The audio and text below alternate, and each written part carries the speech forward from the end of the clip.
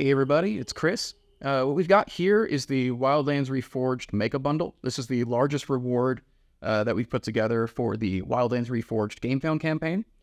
It takes the three other Reforged bundles, the Aranthor Mountains Reforged, Bleakmire Swamp Reforged, and Dread Hollow Forest Reforged, and just combines them all along with a Trifecta Ledges pack so that they can all work together more seamlessly at a bit of a larger discount than the other bundles have. We have it built out on a 4x4 table. It's using 4 of our 2x2 swamp water texture maps, which actually aren't included in the bundle by default.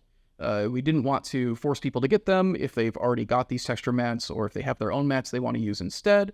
If you do want these mats specifically, make sure to add them onto your order. If you get the bundle, they will not be included by default. While what you're seeing here is certainly a lot of terrain, there's actually a lot of pieces we didn't end up using, mostly ledges, a couple banks, floors. So there's even more building tools to use than the ones that are just on this table right now. Really what we want to showcase here is that when you take these 3 biomes, they really are one expanded system, and by mixing them together, they all get to do more interesting and complicated things. Even though they are technically 3 biomes, they all flow together very well. So let's start off by looking at the swamp area in the front. So the nice thing about swamp is that it's extremely scatter-based, which you could see in the Getting Started video or even in the Bleakmire Swamp bundle itself. So we've got a lot of stuff here that is scattered around. Stuff like these 4 small convex swamp banks can just be put together to make a little island, which is cute. But any of this stuff can be moved around very freely. The nice thing is we've got a lot of pieces from the forest and mountain collections that also function as scatter and can work on the texture mat to create a greater variety of scatter, playable objects, all sorts of things. Like this right here, the rocky end cap. It's just 2 of those. Put them together, and you just got like a little thing there. You can also flip it upside down like that if you would like to create more playable space, something that seems more like a platform jutting out. But I kind of like, for this build, I kind of like it like this. It looks more like a natural rise out of the lake bed. And then stuff like this over here, like this is 3 of our little rock scatter pieces from the mountain and forest collections. We have the stepped rock, the hidden burrow lump, and then the crescent stepped rock.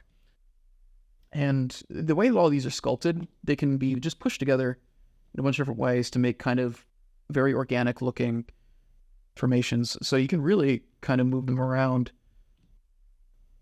a bunch of different places, and you'll see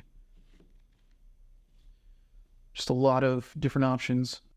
So you can really customize your swamp layout. But the main thing we tried to do here was make the ability to kind of platform across the swamp, get from bank to bank. So if you start over on this swamp bank over here, you'll be able to jump from here, hopefully to this, jump over here, maybe be able to jump onto this thing.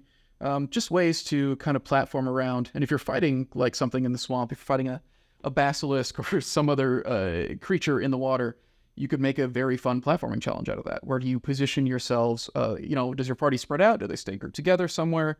Maybe they don't fight it directly and it's just trying to get across the swamp while staying in safe areas as much as possible.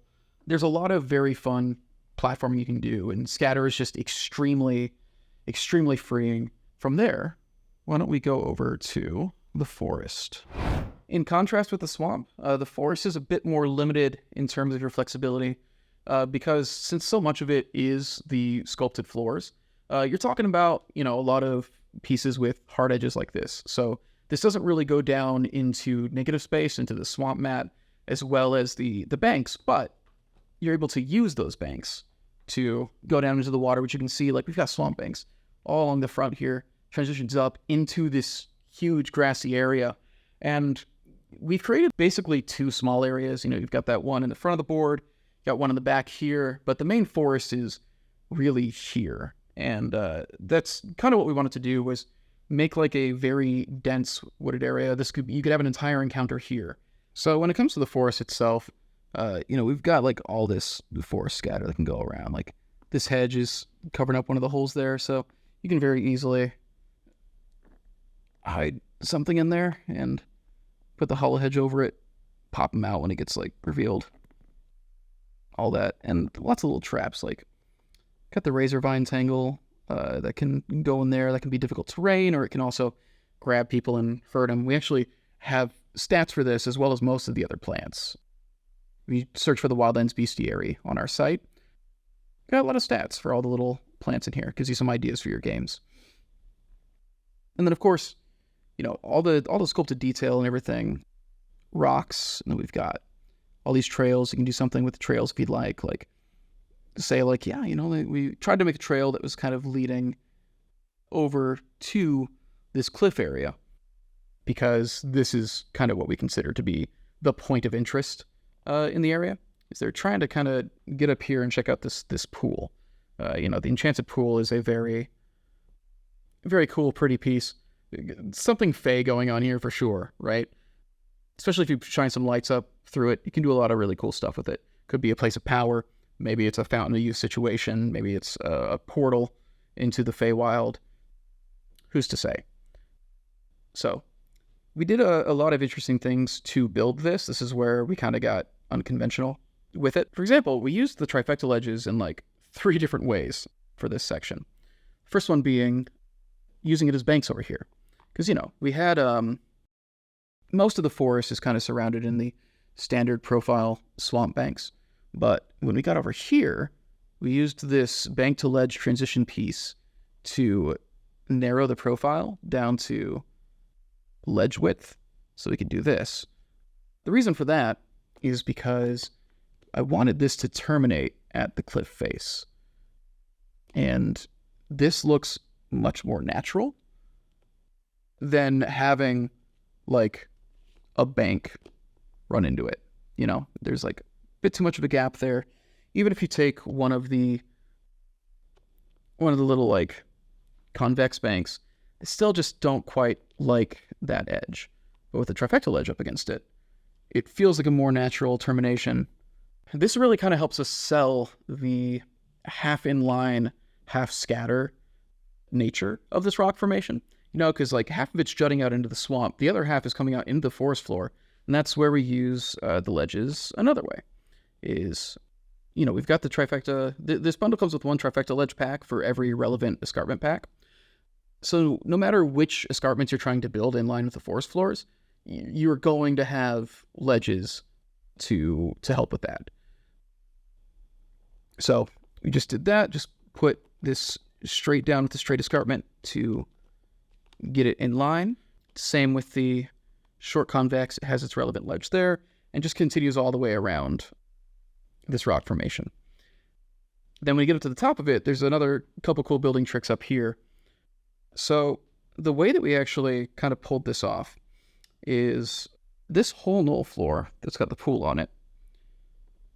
We put some of the 38 millimeter cavern risers on it, and then under that, in between the bottoms of all the escarpments, we actually have another 6x6 forest floor that I stuck in there because I wanted the whole knoll to pop up an extra floor height above the escarpment top, because I wanted to then use banks and ledges to transition down onto the rock base. Because if these weren't here, and this was flush, there would just be a hard line where it changes from rock to grass. I think it's a little more aesthetically pleasing to kind of have the grassy banks come out around it and transition down onto the rock top. And there's a lot of ways that you could cover this as well. So we've got some overhang on some of the rocks here. You can see here, it goes out over the edge. I don't mind that stuff. I kind of like the look of it. It feels like that overgrowth is a natural thing that happens. However, if you wanted to get rid of it, the banks or the trifecta ledges actually come in useful here as well. For example, if you use the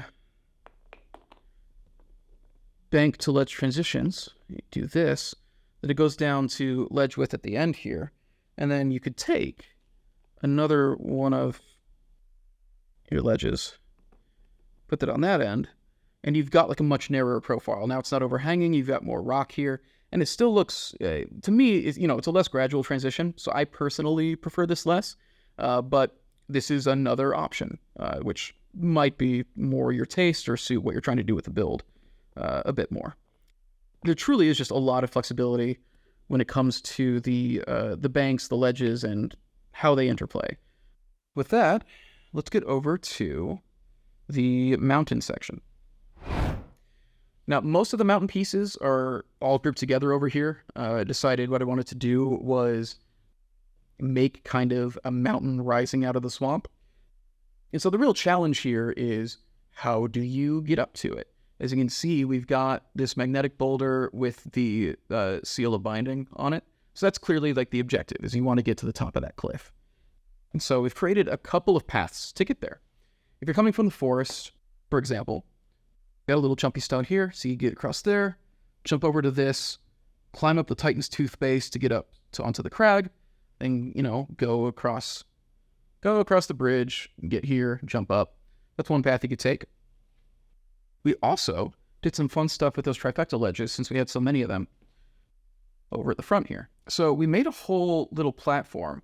There's only one actual mountain floor involved in this whole setup, and the rest of it's just ledges. So this is kind of a neat way that you can use it. If you use ledges back to back, particularly if you have these ones. These are in the concave escarpment pack. They fit into the concave escarpment. But because of that, they actually get like a good amount of floor space on it. So all I did here was take the trifecta ledges that go with the short convex and then the straight, just to take these escarpments and get a nice square edge, and then round them off with more ledges, like right there, 2 of the concave companion ones to give that space. And then that creates a nice little 3x3 gap where I can drop in this mountain floor that I had left over. Take that little 3-inch straight ledge, and that caps it off. I've made like a little landing for the mountain. Just again, like truly, the trifecta ledges are a lot more flexible than I think we'd even intended when we initially designed them. There's a lot of really cool stuff you can do by just kind of messing around with the geometry. And as you can see, this is more examples of forest and mountain pieces just really do work well coming out of the swamp even. Like these are the stump lumps. You could have these scattered on the forest or mountain floors and they look great. They even look natural just coming up out of the swamp here. Just creates a more like little interesting entrance. And then you can climb up the entire rock, this way. And then I have some driftstones scattered around, which are always interesting. Good elevated ways. You can put objectives up there. You can put enemies up there. A lot of this is just standard mountain building when you get to it. It's, all these upper levels are supported with just some mountain floors with stilts on them. There's another 6x6 under here and some 3x3s around it to create a wider base so that then you can have like a slightly narrower. On top of it, you can have like a gradual, kind of get smaller and smaller until you reach the peak. And then there's one more cool building trick over around the back. We're using the concave just to support like the upper level up here. And I was like, well, why don't I just turn this around to the cave side? So, now you've got a little passageway here. This could be like the entrance to the basilisk's lair or something, or this could be, maybe they come out of this, or maybe the party has to go into this to get to the next map, and they go down into like this cave or something. It's fairly simple. And then it was out of corners here, so I just put a driftstone up against that to kind of hide the edge there. And then, in the back here, we have this just capped off with some more forest floors, 6x6. We have the 6x3 and a couple 3x3s as well, just capping that off. And really, it was just, I had some floors and banks left over. So it's like, well, I can make a little area at the back of the map. Creates another entrance point. They could come in through here. They could come in through the forest. They could come in through the swamp bank on the other side. They could start on the mountain. Really, this build is kind of playable from 360 degrees. They could come in a boat from the place with no terrain in the corner of the map.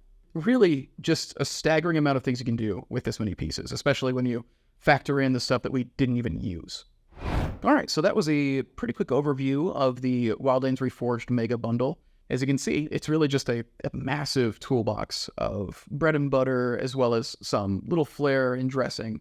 If you've got this, you can really do a lot of just huge, impressive builds. You should be able to cover most wilderness situations. If you have any further questions, please feel free to ask in the comments, on our Discord, or in the forums. We want to make sure everybody understands exactly how this stuff works, so that everybody can, really figure out what it is they want, make sure they're happy with whatever they order. So please reach out to us if there's anything else you need clarified.